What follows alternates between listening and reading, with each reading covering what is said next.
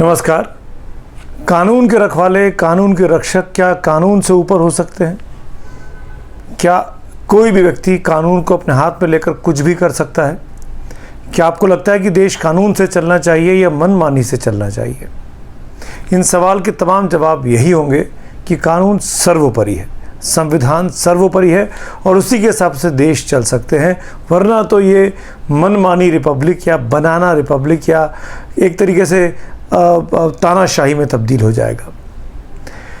मैं आपके साथ सुमित अवस्थी हूँ, बात करने वाला हूँ दिल्ली हाईकोर्ट के जज जस्टिस वर्मा के घर से जो कैश की गद्दियाँ जली हुई मिली उस बारे में। आज अब 3 सदस्यीय कमेटी ने अपना काम शुरू कर दिया है। ये कमेटी सुप्रीम कोर्ट के कोलिजियम ने बनाई है।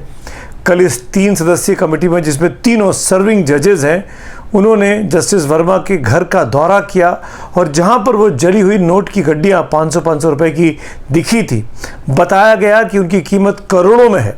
15-20 करोड़ के आसपास क्या लागत उन गड्डियों की हो सकती है। बोरों में नोट भरे हुए थे और उसमें ये आग लगी है। तो इस कमेटी ने कल जाकर जस्टिस वर्मा के घर का मुआयना किया, घर के आउट हाउस जहाँ पर ये आग लगी थी उसका मुआयना किया और अपनी एक तरीके से प्राइमरी आप कह सकते हैं कि इन्वेस्टिगेशन की शुरुआत की। तीनों जजेस जो हैं वो बहुत ही काबिल जजेस माने जाते हैं अपनी जुडिशरी में। आने वाले दिनों में वो सुप्रीम कोर्ट में भी सर्व कर रहे होंगे।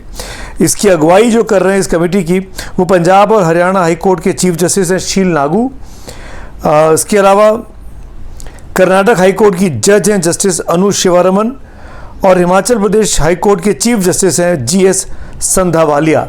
ये 3 सदस्यीय कमेटी है जिसने कल जस्टिस यशवंत वर्मा के घर का दौरा किया।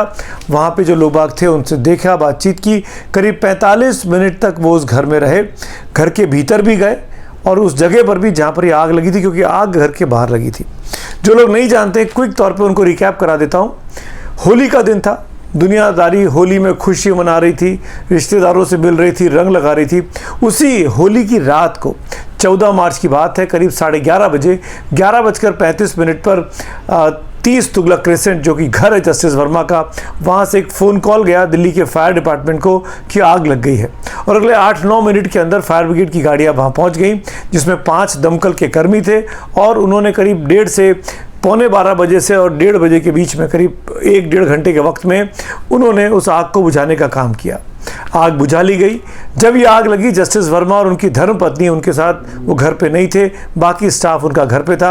होली की छुट्टी थी, माना जा सकता है कि वो उस वक्त वहाँ नहीं थे। वो अगले दिन दोपहर में दिल्ली पहुँचते हैं, दिल्ली के बाहर थे, जो कि मीडिया रिपोर्ट्स बता रही हैं। लेकिन आग रात को लगी 11:30-12 बजे के आसपास। 5 व्यक्ति आए, दमकल कर्मी, उन्होंने आग बुझा दी और फिर वो वहाँ से चले गए। और फिर वो अगले दिन सुबह उनको आने को कहा गया जस्टिस वर्मा के घर की तरफ से, जिन्होंने भी उनको फ़ोन किया था। अगले दिन सुबह जब पुलिस वहाँ पहुँची, दमकल कर्मी वहाँ पहुँचे, तो जो एविडेंस जला हुआ था वो वहाँ से लापता था। यानी जो नोट जले थे वो यहाँ वहाँ कर दिए गए थे। तो एविडेंस को डिस्ट्रॉय किया गया। मैंने इसीलिए कहा कि कानून के रखवाले के कानून से बड़े हो सकते हैं। हम और आप के घर में अगर ऐसी घटना घट जाए तो क्या हम उस इलाके में रह सकते हैं? क्या हम उस मौका वारदात को डिस्टर्ब कर सकते हैं? क्या हम उस चीज़ को छुपाने की कोशिश कर सकते हैं? लेकिन ये हुआ। 14 तारीख की बात, 15 तारीख की दोपहर में जब ये पता लगा कि एविडेंस को डिस्ट्रॉय किया गया, तब ये बात दिल्ली पुलिस पहुंची और दिल्ली पुलिस के कमिश्नर ने उसके बाद अपने आला अधिकारियों से, आला नेताओं से बातचीत की, जिनको वो रिपोर्ट करते हैं। मैं यहाँ डिस्क्लेमर के तौर पे नोट के तौर पर बता दूं कि दिल्ली पुलिस जो है वो सीधे केंद्रीय गृह मंत्रालय को रिपोर्ट करती है।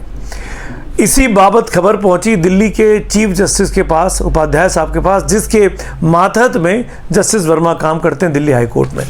उन्होंने इस पूरे मामले पर कोलिजियम को इन्फॉर्म किया, यानी chief justice of India Sanjeev Khanna साहब को इन्फॉर्म किया। और फिर कोलिजियम ने बैठक भी कर ली अगले 2 दिनों के अंदर। ये तय भी कर लिया कि जस्टिस यशवंत वर्मा को जांच पूरी होने तक दिल्ली में रखना ठीक नहीं है। ये कारण बताया नहीं गया और कहा कि उनको हम वापस उनका जो पेरेंट कोर्ट है इलाहाबाद ट्रांसफ़र कर दे रहे हैं, इलाहाबाद हाई कोर्ट। जब ये खबर छपी अखबारों में, खासकर टाइम्स ऑफ इंडिया में, और उसके बाद अचानक से हड़कंप मच गया। ये वीकेंड की बात है और उसके बाद तो जितनी तेज़ी से घटनाक्रम हुआ बीते 3 दिनों में चीफ जस्टिस साहब ने एक कमेटी बना दी जस्टिस, और ये जो 3 सदस्यीय कमेटी है इसने जांच भी शुरू कर दी।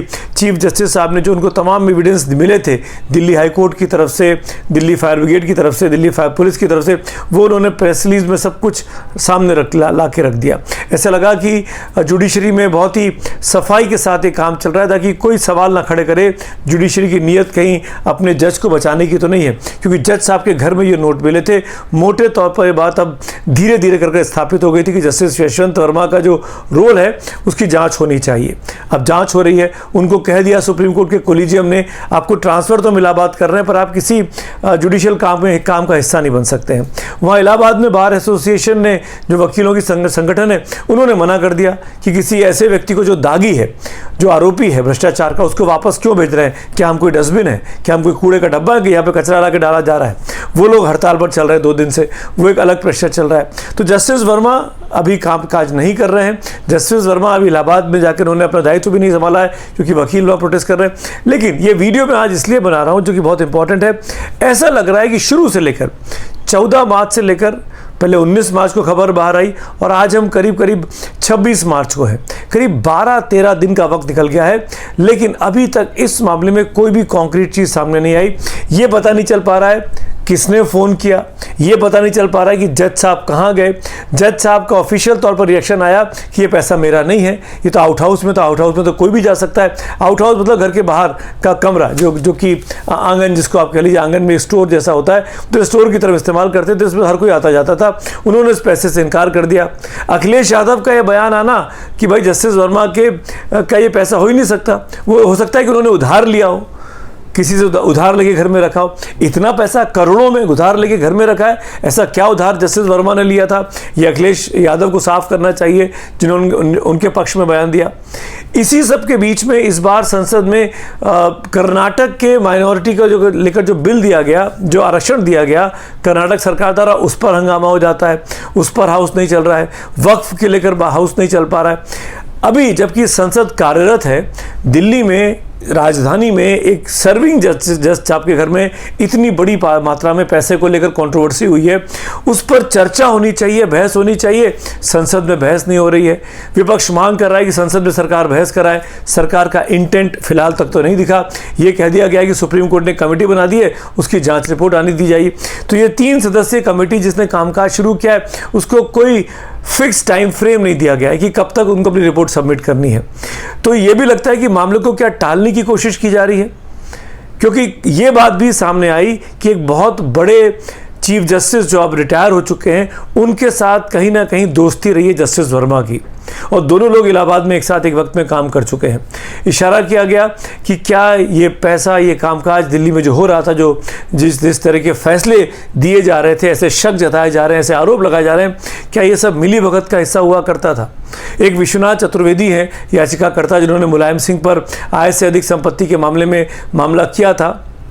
उनका तो ये कहना है कि साफ तौर पर जुडिशरी की आपसी नेक्सस है और इसमें लगता नहीं कि कुछ सामने आएगा।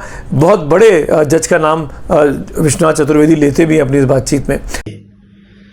और हमें जो लगता है अंदर खाने कि ये केस भी मैनेज करने में इनका महत्वपूर्ण योगदान रहा है वर्मा साहब का, और इस तरीके के कितने केस मैनेज किए हैं ये जांच का सब्जेक्ट है, और इसको ईमानदारी से जुडिशरी को, भारत के चीफ जस्टिस को ईमानदारी पूर्वक इसकी पूरी जांच करानी चाहिए। अगर ईमानदारी से जांच न कराई गई तो आने वाले भविष्य में जुडिशरी का भविष्य बहुत ही अंधकारमय है। जनता में ये नीचे तक पहुंच गया है, गांव-गांव, कि भाई मुकदमा लड़ने का क्या फायदा है, वहां तो सब फिक्सिंग है। खैर, मैं उस पर नहीं जाता हूं, लेकिन ये बात तो फैक्ट है, 12-13 दिन बीत गए। फहीम खान नागपुर के कथित आरोपी को गिरफ्तार कर उसका घर 24 घंटे के भीतर तोड़ दिया जाता है। कोई भी व्यक्ति आरोपी मिलता है उसको तुरंत पकड़कर पुलिस ह्यूमिलेट करके ले जाती है, हाथ पकड़ के ले जाती है। हम कह रहे हैं ये सब करने की ज़रूरत नहीं है, पर कम से कम ये सवालों के जवाब तो दीजिए कि रात को किसने कॉल किया। वो जो 5 पुलिसकर्मी हैं, दमकल कर्मी हैं, जिनके फ़ोन रख लिए गए हैं जांच के लिए, उसमें क्या क्या चीज़ें रिकॉर्ड हुई हैं, ये भी तो पब्लिक डोमेन में आना चाहिए। ये रोल भी तो तय होना चाहिए कि खबर को लीक होने में, खबर मीडिया के सामने आने में 7-8 दिन का वक्त क्यों लगा, और वक्त लगते से ही क्यों सुप्रीम कोर्ट इतना एक्टिव हो गया कि वो बहुत ज़्यादा ट्रांसपेरेंसी के साथ काम कर रहा है, उसके अंदर कोई बात को छुपाने को लेकर उत्सुकता नहीं है। कुल मिलाकर ऐसा लगता है कि जुडिशरी के इस पूरे करप्शन के मामले में कहीं ना कहीं चीज़ों को गोलमोल कर छुपाने की, दबाने की कोशिश, चाहे वो न्याय व्यवस्था हो चाहे वो राजनीतिक व्यवस्था हो, वो दोनों लोग मिलीभगत के तौर पर कर रहे हैं। क्योंकि आम जनता अगर इतने बड़े पैसों के साथ पकड़ी जाए तो न जाने कितने मुकदमे, न जाने कितने मामले उसके ऊपर लाद दिए जाएंगे और पब्लिक में जो डिफेम किया जाएगा वो अलग है। तो जस्टिस वर्मा के बारे में जस्टिस संजीव खन्ना जो कि चीफ जस्टिस हैं, उनको बहुत ही स्पष्टता के साथ बताना चाहिए कि हर रोज़ अपडेट होना चाहिए कि जांच कहां तक पहुंची है और कौन कौन लोगों पर शक है और ये पैसे का सोर्स क्या है जो कि उनके घर से पकड़ा गया और वो गायब क्यों कर दिया गया। 24 घंटे के भीतर वो पैसा वहां से, जैसे एविडेंस को डिस्ट्रॉय किया जाता है, कुछ मीडिया रिपोर्टर्स ने तो उनके घर के बाहर से वो नोट की गड्डियां पकड़ी, जली हुई नोट के टुकड़े पकड़े जले हुए, जो दिखा रहा था कि एविडेंस को डिस्ट्रॉय किया गया, यहाँ वहाँ तितर बितर किया गया ताकि कुछ हाथ ना लगे। तो ये कैसे हो सकता है? इतनी बड़ी लापरवाही दमकल कर्मी, पुलिसकर्मी कैसे कर सकते हैं? क्यों ये करने दिया गया? क्या इसीलिए कि वो जज साहब का घर था, कोई जज साहब का व्यक्ति प्रेशर क्रिएट कर रहा था पुलिस सिस्टम पर? यह भी एक जांच का विषय है।